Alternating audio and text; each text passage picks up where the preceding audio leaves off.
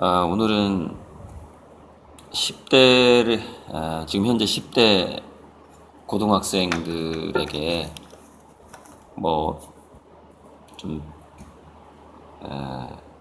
좀 더 집중력이 더 좋은 중학생까지도 해당되는 좀 말을 하고 싶어요. 우리 인간의 두뇌에 대한 건데,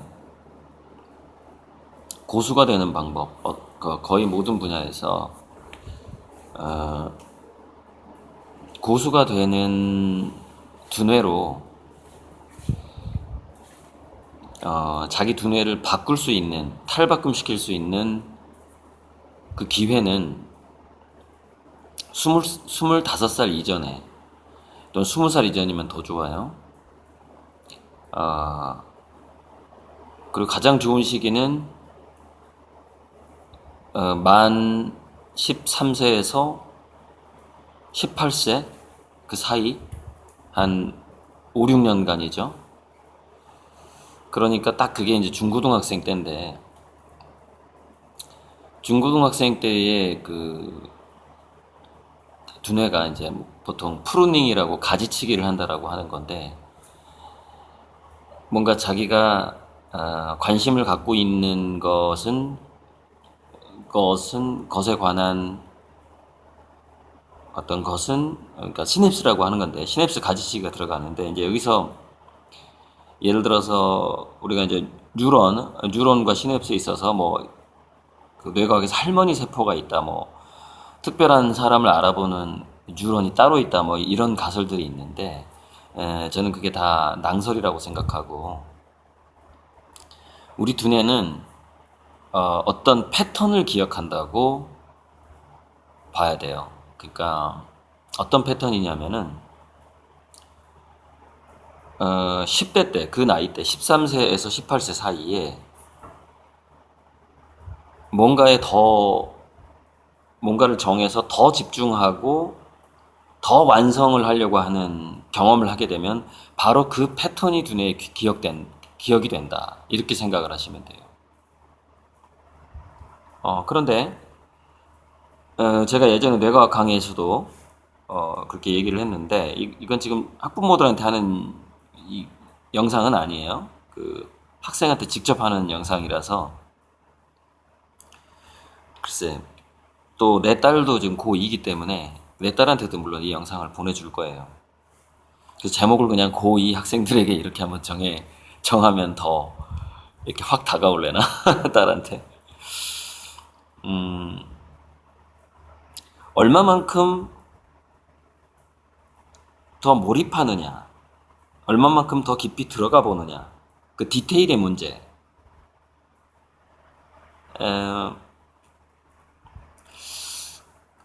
얼마만큼 집중을 해보고, 그 집중을 해서 그 집중이라는 것이 일종의 워밍업 상태예요. 집중이라는 거는 진짜 몰입의 단계로 들어가기 전에 워밍업 상태죠. 그러니까 집중이라는 과정을 거치지 않고서 몰입 단계로 넘어가기는 힘들죠. 그런데 이 10대의 두뇌들이 대부분 도파민이 많고 하고 싶은 게 너무 많아요. 너무 많아서 자칫 놓치는 게 뭐냐면은 바로 집중의 단계와 몰입의 단계를 그 경험을 그 나이 때 놓치기가 쉬워요. 관심사가 많기 때문에. 그런데 그만큼 관심사가 많을수록, 그리고 또 이거는 머리가 좋을수록 오히려 이거는 마이너스가 될 수도 있어요. 예. 머리가 좋으면은 이렇게 조금만 살짝만 들어도 이해가 가고 하기 때문에. 근데 그거는 뭐냐면 고등학교 수준에서 이해가 가는 것이거든요. 근데 아무리 머리가 좋은 고등학생일지라도 대학원생 박사과정으로 넘어가게 되면은 그게 어려울 수 있어요. 근데 자기는 중고등학교 공부가 쉬웠어. 그래서 그다지 집중할 필요가 없었어. 너무 영리하기 때문에, 이해가 쉽기 때문에. 그러면 그 친구의 두뇌는 뭐를 못 배우게 되냐면은, 이게 살짝 이게 어려워야 더 집중해보고 더 몰입해보고 하는 그 패턴이 두뇌에 인식이 될 텐데, 그게 이제 습관이 될 텐데 너무 영리하니까 그 패턴을 자기 두뇌에 장착하지 못한 상태로 20대가 돼버린단 말이에요. 대학교로 가버린단 말이에요. 그럼 그게 나중에 문제가 생겨요. 자, 제가 생각하는 어, 지금 10대 때 내가 하고 싶은 게 아주 많아. 그런데 조금 가지치기를 해서 우리 두뇌가 지금 가지치기를 하는 타이밍이에요. 그 10대 두뇌 자체가. 그러면 나도 지금 일상생활 중에서 몇 가지를 가지치기 해서 이 한두 가지를 정해서 정말 집중해보고 그것이 어떤 과목이라면 정말 그 과목만큼은 만점을 맞아 보려고 노력을 하고 만점을 맞았다면은 더 어려운 문제를 찾아서 뭐 제가 예전에 선행학습 그 금지법 나왔을 때 비판을 했잖아요. 아이의 두뇌가 더 몰입을 하고자 해서 선행학습을 선호하게 될 수가 있어요. 그런 것까지 막아서는 안 된다는 것이죠. 그래서 더 깊이 집중하기 위해서 예를 들어서 고등학교 정도에 나온 그 영어나 수학이나 뭐 국어 정도가 내가 좀 너무 싱겁다. 그럼 더 어려운 것으로 자기가 자기 스스로 선행학습을 할 수가 있는 것이죠. 그래야만이 그 친구는 머리 좋은 친구는 어떻게 돼요? 그래야만이 두뇌에서 집중해서 몰입으로 넘어가는 패턴을 알게 된다는 거예요. 그것을 10대 때 자기 머릿속에 심게 된다는 것이죠. 그래서 영재들이 대부분 사라지는 이유가 제가 봤을 때는 동료들에 비해서 살짝만 집중하면 뭘 알아버리기 때문에 자기 두뇌에 정작 오랜 시간 집중을 통해서 몰입을 해야 되는 패턴을 장착하지 못한 상태로 성인이 돼버리는 겁니다. 그럼 성인이 돼서도 성인이 됐을 땐 더 복잡하고 더 난이한 문제들이 다가오게 돼 있거든요. 그때 집중과 몰입이 이상하게 안 돼. 왜? 10대 때 자기가 그걸 안 해봤거든. 두뇌가 그 패턴을 장착을 못한 거예요. 어.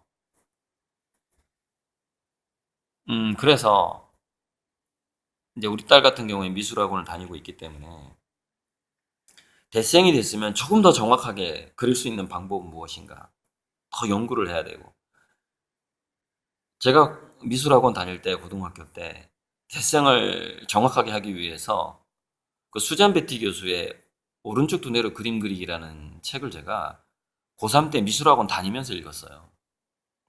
어떻게 하면 내 두뇌를 더 그림을 잘 그리는 두뇌로 만들까? 학원 선생님이 얘기하는 거 하고 기존에 알던 거에 만족을 못하고 더 찾아서 그림 잘 그리는 방법을 연구를 했어요. 그래서 제가 대학교 들어가자마자 그 압구정동 그 미술학원에서 바로 대생 강사를 할 수 있었어요. 그런데 그때 그 학원 원장 선생님이랑 원장 선생님 사모님도 이제 그 서울대 미대 나오신 분인데 되게 불가사의하게 생각했어요. 제가 너무 빠른 시간에 대생을 잘하니까. 근데 저는 남모른 노력이 있었다는 거예요. 그 막 다른 책들을 연구하면서. 그래서 이제 다른 사람들이 3시간 정도 A 플러스급의 그 대생을 할 때 저는 그걸 1시간 반 만에 돌파를 할 수 있는 뭔가 어떤 질감에 대한 것을 더 터득을 했고 그러니까 다른 학생들이 노력하는 것을 뛰어넘어서 뭐 또 다른 어떤 교재를 찾는다든지 학교 선생님이나 학원에서 제시하지 않는 그런 식으로 이제 저는 그 미술 공부를 했단 말이죠. 고3 때. 어찌되었건 저는 그런 경험들이 제 두뇌에 좀 더 깊이 들어가기 위한 집중력과 몰입도를 제 두뇌에 장착시켰다고 봅니다.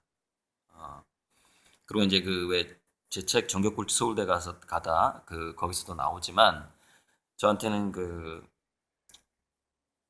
학교를 퇴학당했던 굉장한 자극제가 있었죠. 그런 위기 상황이 왔을 때 또 인간은 집중력이 좋아집니다. 노르에프네프린 집중력의 물질이 많이 나오죠, 두뇌에. 그러니까 무슨 얘기냐면은 자기 두뇌에 현재 집중력의 물질인 노르에프네프린이 얼마만큼 자기 두뇌를 꽉 채울 수 있느냐라는 그 패턴을 만드는 시기라는 거예요. 고등학교 시기라는 것은. 이거는 성적을 어떻게 올리느냐, 어떤 좋은 대학을 가느냐의 문제가 아니라 그 어떤 악조건 속에서도 자기가 자기 두뇌를 집중과 몰입 상태로 만들 수 있는 그 능력이에요. 얼마나 깊이 들어갈 수 있는가, 그 능력.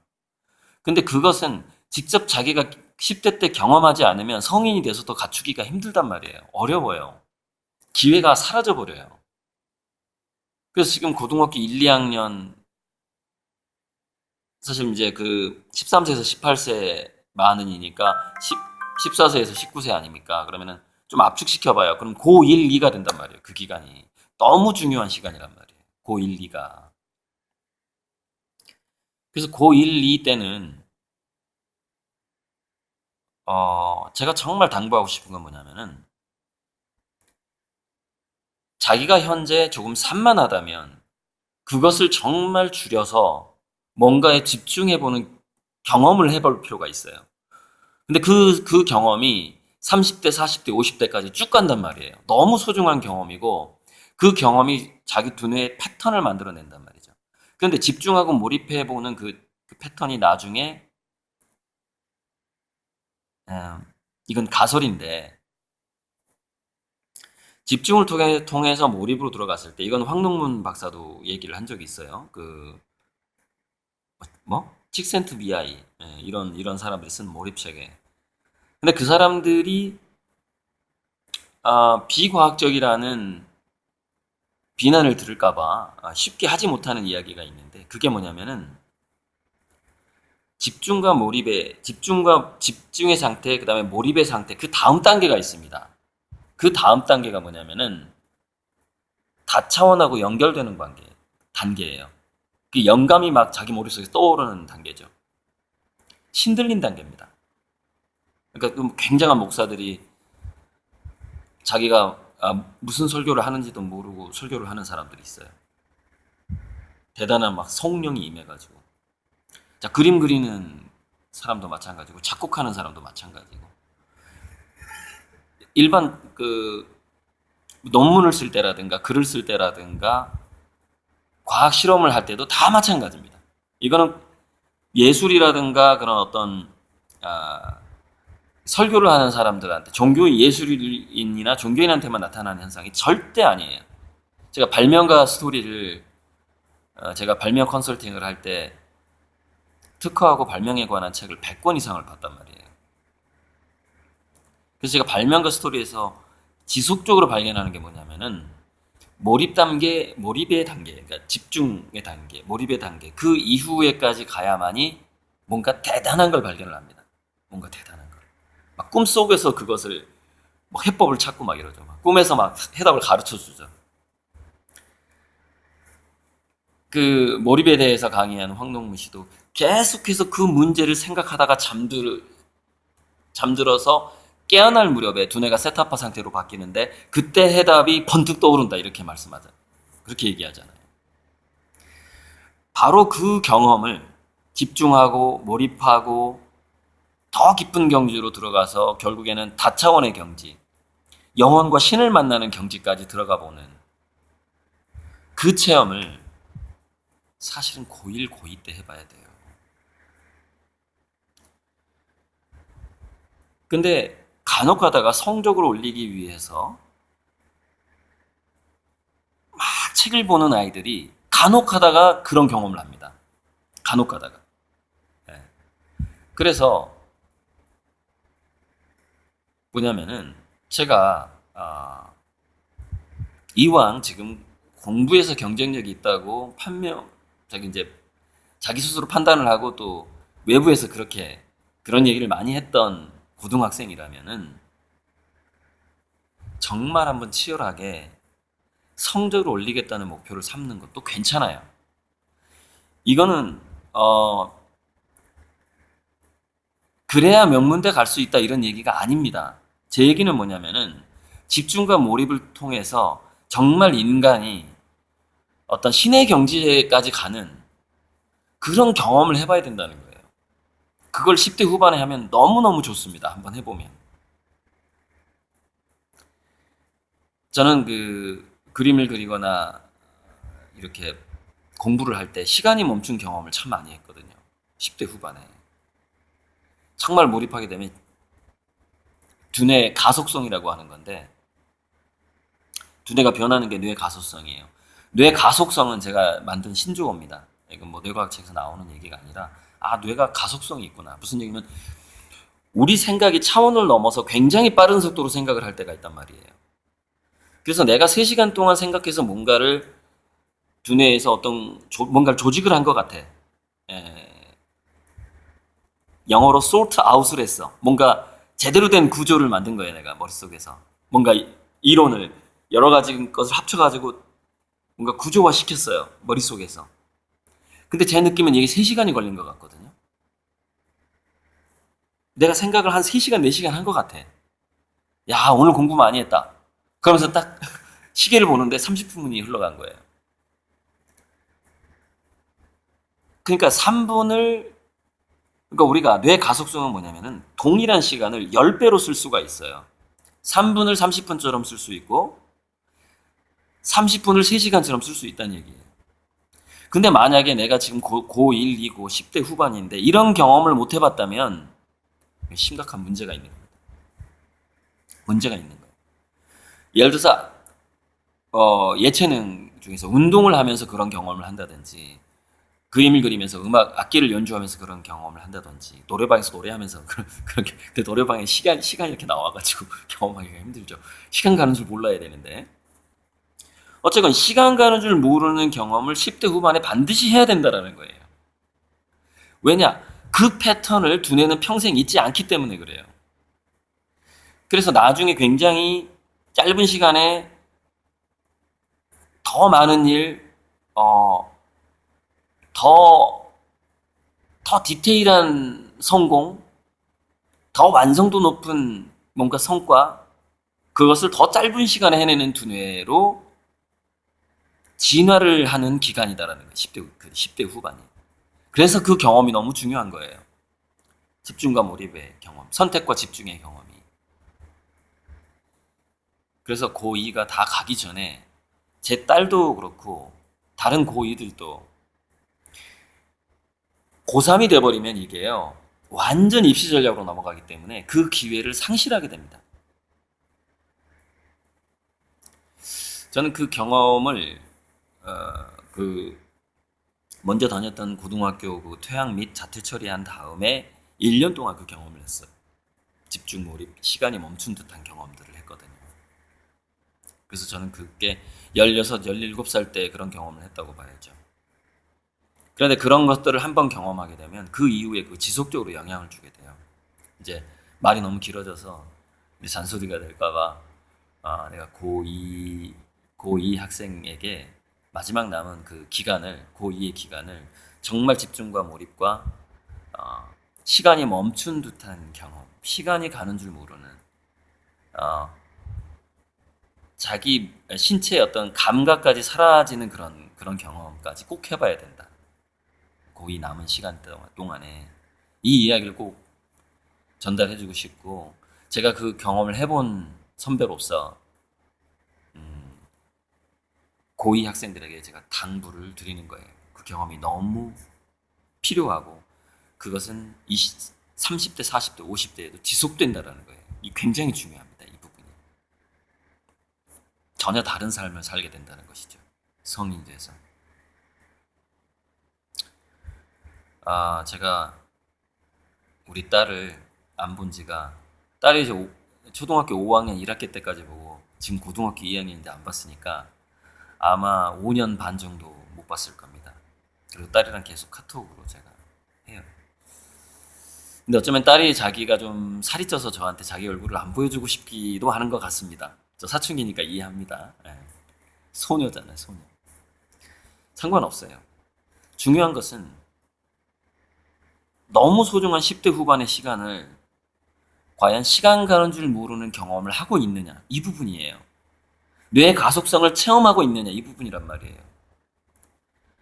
정말 고도의 집중과 고도의 몰입에서 뇌가 가속성을 느낀다라는 것은요. 이게 이 내가 현재 있는 이 현실 차원에서만 두뇌가 작동하는 게 아니라 저는 다차원을 끌어모으는 것 같다는 느낌이 들거든요. 그래서 시간이 가는 게 멈춰버린 듯한 느낌이 든단 말이에요. 이게 명상 기법 중에 시계 멈추기 명상 기법이라는 게 있어요. 저는 뭐 그걸 시도해보지도 않았는데 그것을 우리가 뭔가를 뭐 공부를 하면서 뭔가 경험을 하면서 체험을 하면서 시간 멈추기 게임을 한번 10대 후반에 꼭 체험을 해봐야 돼요. 시간이 굉장히 느려지는 체험. 내 두뇌는 나의 생각은 굉장히 빨라지는데 시계가 느려지는 체험을 해봐야 된단 말이에요. 그게 뭐냐면은 보통 인간의 경지를 뛰어넘는 두뇌를 그 패턴화시키는 작업이에요. 근데 그 작업은 10대 후반 제가 아까 얘기했죠. 13세, 18세, 1318. 그 나이대가 가장 하기 좋은 나이예요. 그 이전이 안 돼요. 왜? 그 이전에 집중력이 안 나와. 그걸 할 수 있는 정말 절호의 찬스는 13살에서 길게 잡아서 13살에서 20살까지 약 7, 8년의 기간이 가장 좋아요. 물론 성인이 돼서 그런 체험을 하는 사람이 있긴 있는데 그건 죽을 고비가 아니면 하기 힘들어요. 그래서 자기 성인이 돼서 그런 경험을 하려면은요. 자기 몸을 망가뜨리면서 해야 돼요. 그래서 죽을 고비를 넘기면서 그런 어떤 몰입 체험을 한 사람들이 성인이 된 이후에 몰입 체험한 사람들의 후유증이 나타나요. 면역력이 떨어져서 질병에 걸리게 돼요. 위험해집니다. 나중에 성인이 돼서 그런 경지를 나중에 하면 되지가 아니에요. 모든 체험은 그 나이가 있어요. 가장 적절한 나이가 있단 말이에요. 고2 학생들한테 제가 고1, 고2 학생들한테 하는 말인데 뇌 가속성 체험을, 뇌 가속성 체험, 시간이 멈춘 듯한 집중의 체험을 반드시 해봐야 됩니다. 여러 번 해볼수록 좋고 몇 달간 하면 더 좋아요. 네, 이상입니다.